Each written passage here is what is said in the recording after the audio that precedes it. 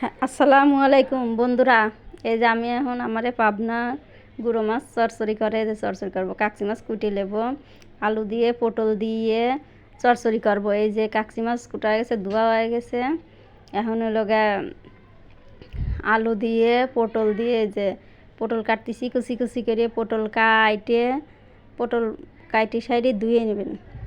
ধুয়ে সাইডে সুন্দর করে এই যে দেখেন আমি এই যে কাটিছি, এই যে দেখেন এইভাবে কুচি কুচি করে কাটি ওই মাছ চরচড়ি করে খায়া দেখেন বন্ধুরা কি যে মজাই লাগে। এই যে আমার হয়ে গেছে কাটা, এই যে মরিচ পিস দিয়ে দিছি।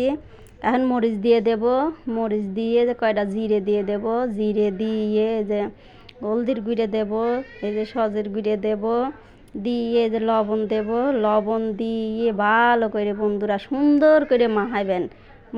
মাহায় সাইডে এই চরচড়ি যদি মাহায় সাইডে করা যায় সেই স্বাদ। খায় দেখেন মাহায় যে সোয়াবিনের তেল দিয়ে দেবো, তেল দিয়ে খানটিক মাহা নেবো। মাহা সাইডে যে কুটে ধুয়ে রাখা আলু দিয়ে আর পটল দিয়ে যে দিয়ে দেবো করে মাহাইবেন। মাহায় সাইডে যত মাহানে যায় তত স্বাদ লাগে। মাহায় সাইডে এই যে এই মাছ দিয়ে দিলাম, মৌসি মাছ।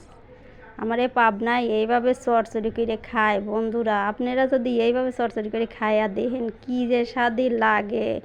খায় নাই দিয়ে খায়া দেখবেন। এই যে পানি দিয়ে দিলাম, নাই দিয়ে খায়া দেখেন। যদি ভালো লাগে লাইক কমেন্ট শেয়ার আর সাবস্ক্রাইব করে রাখবেন, আমার জন্য দোয়া করবেন। এই যে দেখেন আমি এই যে তরকারি, যে আমার তরকারি দেখেন, তরকারি এই যে একবারে পুরা করে চরচড়ি করেছি। ভাই কি যে স্বাদ। খায়া একবার রান্না করে খায়া দেখেন, তারপরে আমার কথা কইবেন যে হ্যাঁ এই আপা কইছিল, পাবনার এই আপা কইছিল আসলেই তো স্বাদ।